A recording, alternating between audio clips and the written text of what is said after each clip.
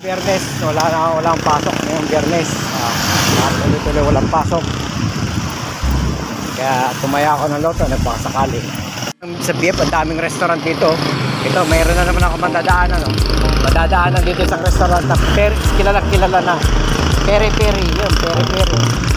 Dito naman po ako ngayon sa Drive-by Taco Shop.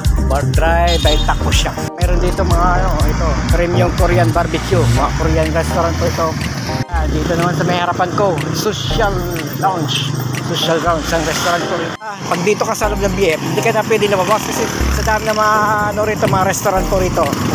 Dahil po mga restaurant po rito sa loob ng BF, nga lang, mamahal nga lang po rito. Kailangan mapera ka talaga. Ito, mayroon dito pang spa, Coco Spa. Yan po, Oriental Coco Spa.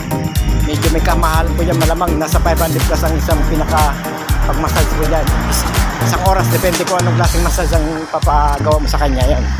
Nadaan ako Mrs. Fried Rice. Ayan po, Mrs. Fried Rice po yan. Kasi rito sa BF talaga yun. Meron may mga mura rito sa loob ng Dilarama yun.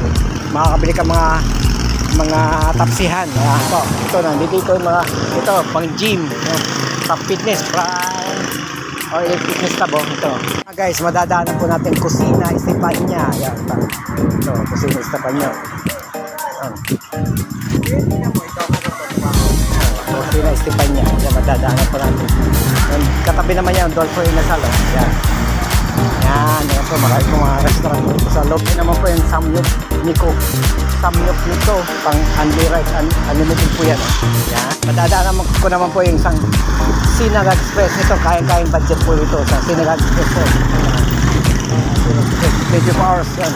Dati yan ako makain sa mga 24 hours sa Sinag Express, kayang sa budget. Sa dami pa naman po rito mga restaurant, mga grocery, tapos mga bake shop.